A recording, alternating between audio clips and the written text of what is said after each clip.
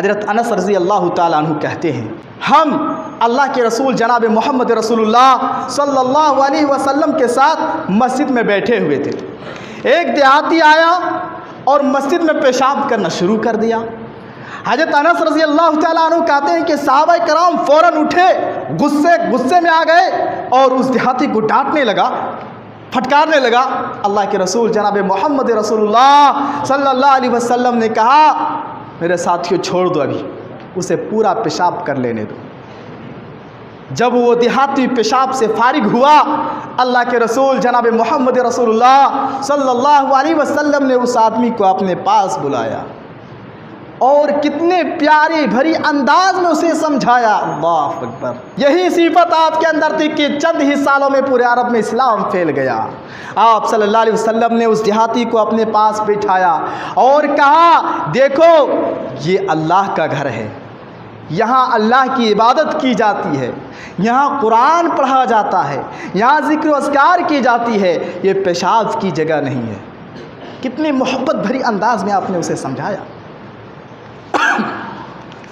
پھر اس کے پیشاب پر جو پانی بہانے کا حکم دیا تو آپ نے اس دیہاتی سے نہیں کہا کہ جاؤ تم اپنے پیشاب پر پانی بہاؤ, نہیں, صحابہ سے آپ نے کہا کہ میرے ساتھیوں اس کے پیشاب پر جا کے پانی بہا دو.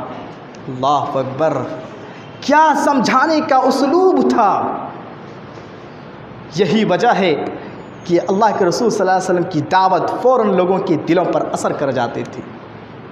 تو میرے بھائیوں, جو بھی اس کام کو انجام دے, دعوت دین کو نیکی کی طرف بلانا, برائی سے روکنا, تو اس کے لیے ضروری ہے کہ نرم کا رویہ اختیار کرے, نرم کا پہلو اختیار کرے, سخت مزاج نہ بنے, ورنہ مخالفین بھی سخت ہو جائیں گے, سامنے والے بھی سخت ہو جائیں گے, تو بات کیسے بنے گی, بات کیسے بنے گی, آپ اپنے بات کو اس کے پاس کیسے رکھیں گے.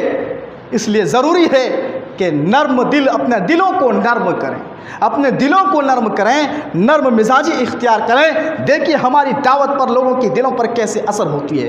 اسی طریقے سے تیسری جو شرط ہے وہ ہے صبر, کہ جب دعوت دین آپ دیں گے, جب لوگوں کو نیکی کا حکم دیں گے, برائی سے روکیں گے, آپ کے اوپر مصیبتیں آئیں گی, پریشانیاں آئیں گی.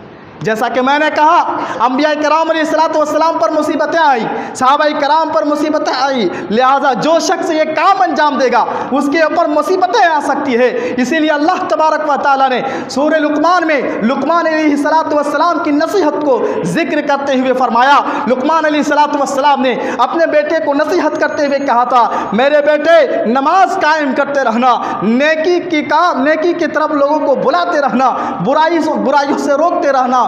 دیکھو جب تم یہ کام انجام دو گے, جب لوگوں کو نیکی کی طرف بلاؤ گے, برائیوں سے روکو گے, تو لوگ تمہارے مخالف ہوں گے, لیکن سنو وَاصْبِرْ عَلَىٰ مَا أَصَابَكَ, تم پر جو چیز پہنچے گی تم صبر کر لینا.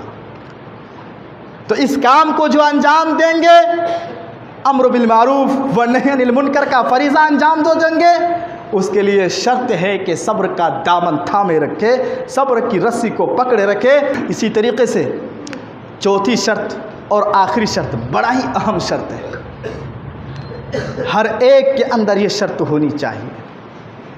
اگر ہم چاہتے ہیں کہ ہماری باتوں سے سامنے والا عمل کرنے لگے, اگر ہم چاہتے ہیں کہ ہماری باتوں سے سامنے والا برائی سے رک جائے, تو یہ چوتھی جو شرط ہے اس کو اپنانا پڑے گا. کیا ہے, آئیے قرآن سے دیکھتے ہیں. اللہ پاک قرآن پاک میں فرماتا ہے یا ایھا الذین آمنوا لم تقولون ما لا تفعلون, اے مومنو وہ باتیں کہتے کیوں ہو جو تم کرتے نہیں. معلوم کیا ہوا کہ پہلے جس بات کی حکم دے رہے ہیں پہلے خود عمل کریں. اگر کسی کو برائی سے روک رہی ہے تو پہلے اس برائی سے خود کو رکنا پڑے گا. اگر کسی کو نیکی کی دعوت دے رہے ہیں تو اس نیکی پر خود کا عمل ہونا چاہیے, تب ہماری دعوت مؤثر ہوگی, تب ہماری بات اس کے دلوں پر اثر کرے گی, ورنہ اثر نہیں کرے گی. آپ اس کو یوں سمجھیں, ایک انسان بے نمازی ہے اور دوسروں سے کہے اے چلو نماز پڑھنے, ارے چل نماز پڑھ, چل ٹائم ہوا, تو کیا اس کی بات کو مان لے گا؟ نماز پڑھنے آ جائے گا؟ ایک انسان شراب پی رہا ہے، دوسرے کو منع کر رہا ہے اے شراب مت پیو، شراب حرام ہے، تو کیا اس کی بات کو مان لے گا؟ ایک انسان جھوٹ بول رہا ہے اور دوسروں کی نصیحت کر رہا ہے اے جھوٹ مت بولو، جھوٹ بولنا حرام ہے، تو کیا اس کی بات کو مان لے گا؟ ایک انسان شرک میں مبتلا ہے، لوگ اور دوسروں کو منع کر رہا ہے کہ یہ شرک بہت بڑا گناہ ہے، تو کیا لوگ اس کی بات کو مان لے گا؟ ہر کس نے میرے بھائیوں جس بات کی آپ دعوت دے رہے ہیں، سب سے پہلے اس بات پر خود کا عمل ہونا چاہیے۔ اگر ہم لوگوں کو نماز کی دعوت دے رہے ہیں، پہلے خود کو نماز کا پابند بنانا پڑے گا۔ اگر ہم لوگوں کو حرام سے روک رہے ہیں تو خود پہلے اس کام سے روکنا پڑے گا، تب جا کے ہماری دعوت مؤثر ہوگی، ورنہ ہماری دعوت بیکار ثابت ہوگی۔ یہی نہیں بلکہ ایسے لوگوں کے بارے میں اللہ تبارک و اللہ کے رسول جناب محمد رسول اللہ صلی اللہ علیہ وسلم نے جہنم کی وعید سنائی ہے۔ جو لوگوں کو نیکی کی دعوت دے، دین کی دعوت دے اور خود اس پر عمل نہ ہو۔ صحیح بخاری کی روایت ہے، راوی حدیث حضرت اسامہ بن زید رضی اللہ تعالیٰ عنہ کہتے ہیں اللہ کے رسول جناب محمد رسول اللہ صلی اللہ علیہ وسلم نے فرمایا کہ قیامت کے دن ایک آدمی کو لایا جائے گا اور اسے جہنم میں پھینک دیا جائے گا۔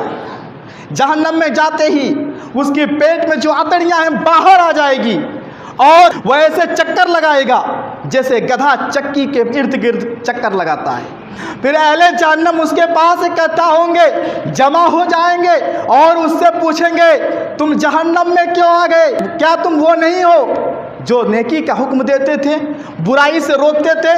تم تو وہی ہو جو ہمیں نیکی کا حکم دیتے تھے اور برائی سے روکتے تھے، آج تو جہنم میں کیسے آ گیا؟ وہ آدمی کیا کہے گا؟ وہ آدمی کہے گا ہاں میں وہی ہوں جو تمہیں نیکی کا دعوت دیتا تھا، لیکن میں خود اس نیکی پر عمل نہ کرتا تھا، میں تمہیں برائی سے روکتا تھا لیکن میں خود برائی سے نہ رکا، میں وہی انسان ہوں، اس لیے آج میں جہنم میں چلا آیا۔ صحیح بخاری کی حدیث ہے۔ اس لیے جو شخص نیکی کی دعوت دے، برائی سے روکے، تو اس پر پہلے خود کا عمل ہو، ورنہ ہماری باتیں ان کے دلوں پر اثر نہ ہوگی۔